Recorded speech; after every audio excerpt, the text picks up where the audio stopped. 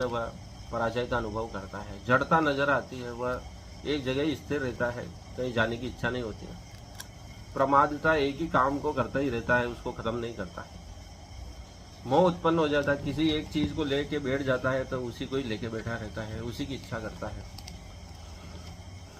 14वां श्लोक। यदा सत्वे प्रवर्ते तु प्रलयम याति देह भ्रत तमोद्विदाम लोकान लाम प्रपरंती पपद्यते।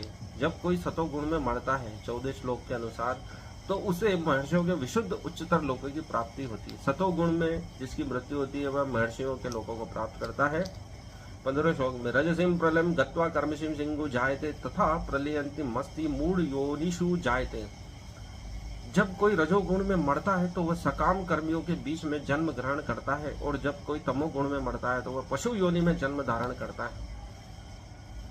रजोगुण में मरने वाला सकाम कर्मियों के बीच में जन्म ग्रहण करता है, जैसे बनिए हुए, उद्यमी हुए, क्षत्रिय हुए, और तमोगुण में मरने वाला पशु योनि को धारण करता है, क्योंकि वह पशु जैसे ही पाशों में बंधा हुआ है, अंधेरे में बंधा हुआ है, निराशा में बंधा हुआ है। 16वां श्लोक। कर्मण सुकृत यास्याहु सात्विकम निर्मलम फलम रजसस्तु फलम दुख ज्ञानम तमसः फलम। पुण्य कर्म का फल शुद्ध होता है और सात्विक कहलाता है, लेकिन रजोगुण में संपन्न कर्म का फल दुख होता है, और तमोगुण में किए गए कर्म मूर्खता में प्रतिफलित होते हैं। 16वें श्लोक के अनुसार पुण्य कर्म का जो फल है वह बहुत ही शुद्ध होता है, सात्विक होता है, लेकिन रजोगुण में हुए कर्म का फल दुख ही देता है। तमोगुण में किए गए कर्म मूर्खता में प्रतिफलित होते हैं। मूर्ख लोग जो काम करते हैं वो तमोगुण के प्रभाव से करते हैं। 17वां श्लोक। सत्वा संजायते ज्ञानम रजसो लोभ एव च प्रमाद मोहो तमसो भवतो ज्ञानेमेव च।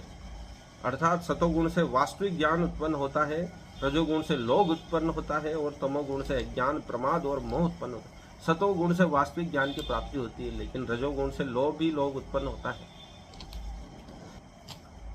और तमोगुण से अज्ञान, प्रमाद और मोह उत्पन्न होते हैं। 18वां श्लोक। ऊर्ध्व गच्छसि सत्वता मध्ये तिष्ठन्ति राजसा जगन्य गुण वृद्धिस्तथा अधो गच्छन्ति तामसा। अर्थात सतोगुण व्यक्ति क्रमशः उच्चतर लोकों को ऊपर में जाते हैं, और रजोगुणी इसी पृथ्वी लोक में रह जाते हैं, और जो अत्यंत गहरी तमोगुण में स्थित हुए नीचे नरक लोकों को जाते हैं। सतोगुणी उच्चतर लोकों को जाते हैं, ऋषियों के लोकों को। रजोगुणी इसी पृथ्वी लोक में पुनः जन्म लेते हैं, और तमोगुणी नरक